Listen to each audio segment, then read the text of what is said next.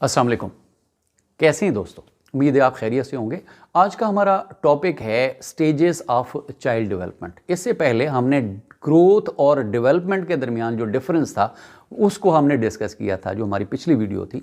और इसके अलावा जितने भी चाइल्ड डेवलपमेंट से मुतालिक कंटेंट है उसको हमने वीडियोस में कवर करना है। तो उम्मीद है आज की वीडियो जो है ना वो ज़रा रिच होने वाली है और टीचर्स के लिए बीएड, एमएड और वो लोग जो एजुकेशन से मोहब्बत करते हैं, एजुकेशन के लर्नर हैं, उनके लिए एक बड़ी ज़बरदस्त वीडियो होने जा रही है। तो चलते हैं स्टेजेस ऑफ चाइल्ड डेवलपमेंट की तरफ। जो इसमें सबसे पहली स्टेज है वो प्री नेटल स्टेज कहलाती है, यानी पैदाइश से पहले जो 9 माह बच्चा अपनी माँ के पेट में रहता है, इसको प्री नेटल स्टेज कहते हैं। इसके बाद जब बच्चा पैदा होता है उसको पोस्ट नेटल स्टेज कहते हैं। तो जो पोस्ट नेटल स्टेज है उसमें सबसे जो पहली स्टेज, हम पोस्ट नेटल की अगर बात करें तो उसमें सबसे पहली जो स्टेज है उसको हम इन्फेंसी कहते हैं, यानी 0 से 2 साल तक। इसके अंदर होता क्या है? 0 से 2 साल में रैपिड फिजिकल डेवलपमेंट होती है, मोटर स्किल्स यानी बच्चा शुरू में अपने जिस्म को उठाना, अपनी गर्दन को उठाना, उसके बाद उसकी जो मोटर स्किल्स हैं वो शुरू होती हैं। क्रॉलिंग हो गई, वॉकिंग हो गई और चीज़ों को ग्रास्प करने की आदत, मुंह से चूसने की आदत, ये 0 से 2 साल तक उसकी रहती है। इसके अंदर ज़्यादा जो कॉग्निटिव स्कीमास होते हैं उस टाइम बच्चा ऑब्जर्वेशन कर रहा होता है और ये अरसा ख़त्म होता है 2 साल तक।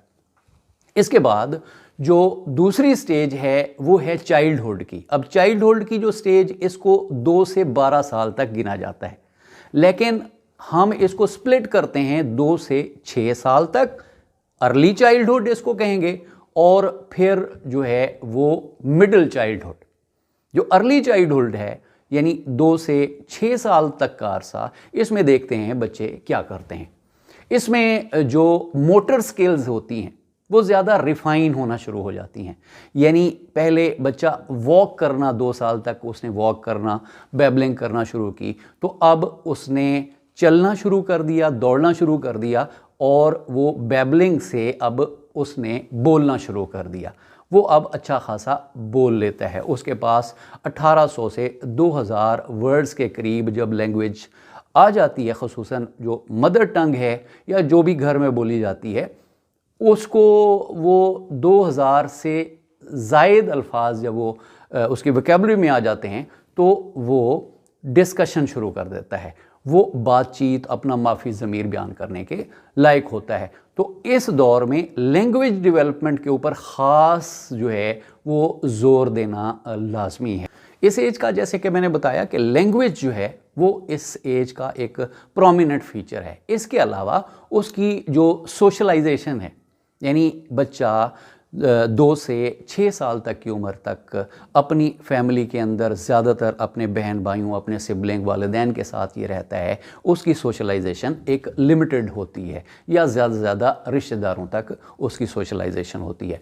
उसकी कॉग्निटिव ग्रोथ भी बड़ी तेज़ी के साथ हो रही होती है और जो बेसिक प्रॉब्लम सॉल्विंग स्किल्स हैं उसके अंदर आना शुरू हो जाती हैं। मिडिल चाइल्डहुड यानी 6 से 12 साल तक का जो अरसा है, इसके अंदर फिज़िकल ग्रोथ जो है वो कदरे स्लो हो जाती है, लेकिन जो मोटर स्किल्स हैं वो काफ़ी रिफ़ाइन हो जाती हैं और एडवांसमेंट शुरू हो जाती है। जो कॉग्निटिव एबिलिटीज़ हैं, यानी सोचने समझने की सलाहियत बेहतर होती है, क्रिटिकल थिंकिंग में और रीजनिंग में जो बच्चा है वो बेहतरीन हो जाता है। और इसकी जो स्किल्स हैं, जिसको कंक्रीट ऑपरेशनल ये टाइम इसका चल रहा होता है, और इसके अंदर जो कंक्रीट ऑब्जेक्ट्स हैं उसके ज़रिए इसकी लर्निंग बड़ी बेहतरीन होती है। और इसकी जो सोशल स्किल्स हैं, सोशल गैदरिंग हैं, वो कुछ ज़्यादा होना शुरू हो जाती हैं। अपने दोस्त अहबाब, अपने क्लास फेलोज़, स्कूल फेलोज़, उनके साथ इसकी फ्रेंडशिप यानी इसका जो हल्का अहबाब है, दोस्ती हैं, वो ज़रा ज़्यादा हो जाती हैं। अब ये इंडिपेंडेंस चाहता है। अब इसकी जो डिपेंडेंस है पहले फैमिली के ऊपर, वो ख़त्म होना शुरू होती है और इंडिपेंडेंस की तरफ चला जाता है। आइए चलते हैं नेक्स्ट जो स्टेज है एडोलेसेंस की।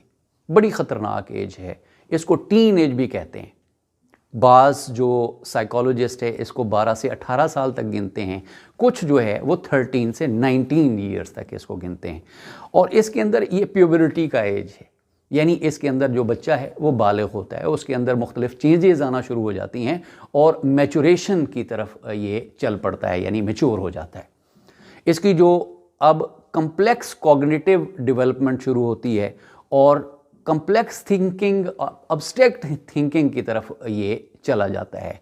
अब इसके अंदर खुद से डिसीजन मेकिंग की जो है स्किल वो भरपूर तरीके से उजागर होती है और चाहता है कि बहुत सारे डिसीजन मैं खुद लूँ।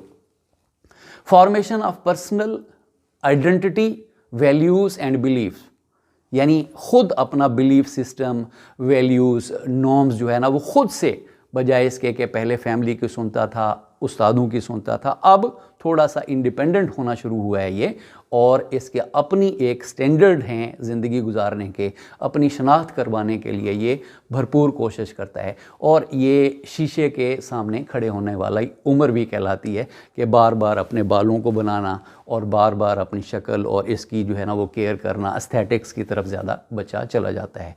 तो ये दौर ख़तरनाक दौर भी कहलाता है। अगर इस दौर के अंदर बच्चा मिस हैंडल हो जाए तो फिर ये किसी से नहीं संभल पाता। तो इसलिए टीचर्स को, पेरेंट्स को और जो भी जो एल्डर्स हैं उनका बड़ा यहाँ पर एक सेंसिटिव सा है कि उसको लिबर्टी भी देनी है और उसको साथ साथ समझाना भी है, उसको नॉर्म्स के साथ अखलाकियात के अंदर रहते हुए आपने ट्रेन भी करना है। इसके बाद जो नेक्स्ट एज है वो है एडल्टहुड की। एडल्टहुड अब 20 साल से 60 साल तक चलता रहता है। इसमें अर्ली एडल्टहुड 20 से 40 साल तक है और लेट एडल्टहुड 40 से 60 साल तक, और जो ओल्ड एज है वो 60 साल और उससे ऊपर। क्योंकि ये टॉपिक से मुताल्लिक इतना ज़्यादा इम्पोर्टेंस नहीं रखते हैं, इसलिए इसको मैं ज़्यादा डिस्कस नहीं करूँगा। हमारा जो टॉपिक है ऑलमोस्ट कवर हो चुका। इसके बाद में आपको यानी जो कुछ हमने पढ़ा उसके बारे में कि आप किस हद तक मुझे समझ पाए और आज का जो टॉपिक था वो किस हद तक आपके दिमाग में बैठ गया, उसके लिए मैंने एक फॉर्मेटिव असेसमेंट तैयार की है, MCQs टाइप। होपफुली आपको पसंद आएगी। आपने कमेंट्स में बताना है कि आपने किस हद तक आपने जो MCQs हैं उसके आंसर्स लिखने हैं, कि जो पहला क्वेश्चन है उसका आंसर A है, B है, C है, D है, जो भी है, तो पहला, दूसरा, तीसरा इसी तरह से आपने बताना है कमेंट्स के अंदर, ताकि मुझे ये मालूम हो कि जो मैं पढ़ा रहा हूँ वो किस हद तक आप तक पहुँच रहा है और आपकी जो कॉग्निटिव एबिलिटीज़ हैं और आपको जो अंडरस्टैंडिंग है वो किस हद तक हो रही है। वीडियो देखने का बहुत शुक्रिया। चैनल पे नए हैं तो इसको सब्सक्राइब कीजिएगा।